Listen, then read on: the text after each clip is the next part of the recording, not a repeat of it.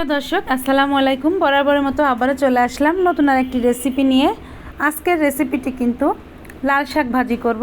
তো আমি এখানে কড়াইটা প্রথমে চুলায় দিয়ে খুব ভালোভাবে গরম করে নিয়েছি। আর এই ধরনের কড়াই কিন্তু যে কিছুই ভাজবেন না কেন এই ধরনের কড়াইতে প্রথমে কড়াইটা কিন্তু খুব ভালো করে গরম করে নিতে হবে। তারপরে তেল দিয়ে তেলটাও কিন্তু খুব ভালো করে গরম করে নিতে হবে। তারপরে কিন্তু আপনি যাই ভাজবেন না কেন সেটা ভাজতে হবে। তাহলে হবে কি, কড়াইটা খুব ভালো করে গরম করে নিলে হবে কি, যা ভাজবেন না কেন সেটা কিন্তু কড়াইতে লেগে যাবে না। আর যেহেতু ননস্টিকের পাত্র না, সেহেতু কিন্তু এ ধরনের কড়াইতে রান্না করতে গেলে একটু খুব ভালো করে গরম করে নিতে হয়। তো আমি এখানে পেঁয়াজ কুচি, রসুন কুচি আর কাঁচামরিচ কুচি দিয়ে দিয়েছি।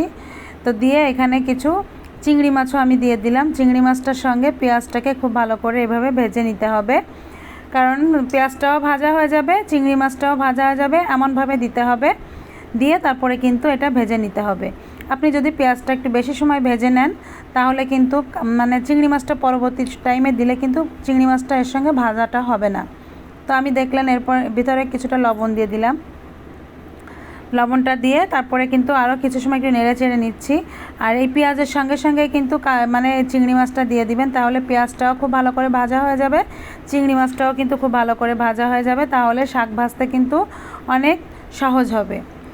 তো এখন আমি সামান্য একটু হলুদ দিয়ে দিলাম, যেহেতু লাল শাক হলুদটা না দিলেও কিন্তু হবে। তারপরে দিলাম যে চিংড়ি মাছটা ভাজতেছি, চিংড়ি মাছটার কালারটা একটু ভালো আসবে, যার জন্য কিন্তু এখানে আমি সামান্য একটু হলুদ দিয়ে দিয়েছি। আপনারা চাইলে কিন্তু হলুদটা স্কিপ করতে পারেন, লাল শাকে সাধারণত আপনার হলুদটা যায় না। তারপরেও আমি একটু দিয়েছি, চিংড়ি মাছ দিয়েছি যেহেতু, সেই কারণে। তো দেখুন এখানে পেঁয়াজটা কিন্তু ভালো করে ভাজা হয়ে গিয়েছে, যখন দেখবেন যে একটু ব্রাউন কালার হয়ে আসছে পেঁয়াজের কালারটা, তখন কিন্তু এখানে আমি লাল শাকগুলো দিয়ে দিব।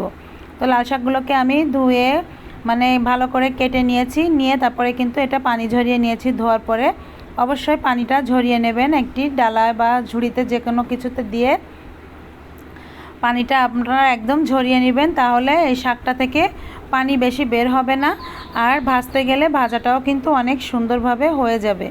তো এখন এভাবে নেড়ে চেড়ে শাকটাকে কিন্তু আমি ভেজে নিব।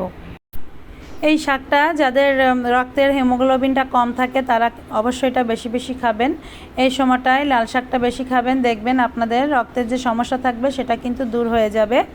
আর এভাবে দেখুন আমি নেড়ে চেড়ে শাকটাকে কিন্তু ভেজে নিচ্ছি। আর দেখুন শাকটাকে থেকে কিন্তু বেশি পানি বের হয়নি এটাতে, এই জন্য পানিটা আগে থেকে ঝরিয়ে নিতে হবে, যার জন্য এখান থেকে শাকটা ভাজতে গেলে অল্প পানি বের হবে, দ্রুত আপনার ভাজাটা হয়ে যাবে। তো এখন শুধু এভাবে নেড়ে চেড়ে শাকটা ভেজে নেব। তো শাকটা ভাজা কিন্তু খুবই সহজ। তো এটা সবাই আমরা ভাজতে পারি, কিভাবে ভাজতে হয় তার উপর পরেও এটা দেখাচ্ছি। যারা একেবারে নতুন আপুরা আছেন, যারা রান্না শিখতে চান, কখনো রান্না করেননি, তাদের জন্য এটা অনেক উপকারে আসবে। ব্যাচেলার ভাইরা যারা আছেন তাদের জন্য অনেক উপকারে আসবে, যার জন্য এই রেসিপিটি। তো দেখুন আমার কিন্তু শাকটা ভাজা হয়ে গিয়েছে। যখন এই পর্যায়ে আসবে শাকটাকে কিন্তু তুলে নিতে হবে, এর থেকে আর ভাজবো না। এর থেকে ভাজলে কিন্তু শাকটা আর বেশি একটা ভালো লাগবে না খেতে, একদম একটু একটু রসালো রসালো ভাব থাকবে, ঠিক সেই টাইমে শাকটাকে নামিয়ে নিতে হবে। তো দেখুন শাকটা আমার কিন্তু হয়ে গিয়েছে অলরেডি, আমি নামিয়ে নিচ্ছি। আর দেখুন এর কালারটা কত সুন্দর আসছে, শাকটা দেখতে যত সুন্দর হয়েছে। আর এভাবে শাকটা ভাজি করে খাবেন, দেখবেন অরিজিনাল অনেক মজা লাগবে এই শাকটা এভাবে ভাজি করলে। তো রেসিপিটি ভালো লাগলে একটি লাইক, কমেন্ট, শেয়ার এবং চ্যানেলটিকে সাবস্ক্রাইব করবেন। পাশে থাকা বেল আইকনটি ক্লিক করবেন যাতে আপনি আমার নতুন ভিডিওর নোটিফিকেশন সবার আগে পেয়ে যান। সবাই ভালো থাকবেন, সুস্থ থাকবেন। আল্লাহ হাফেজ।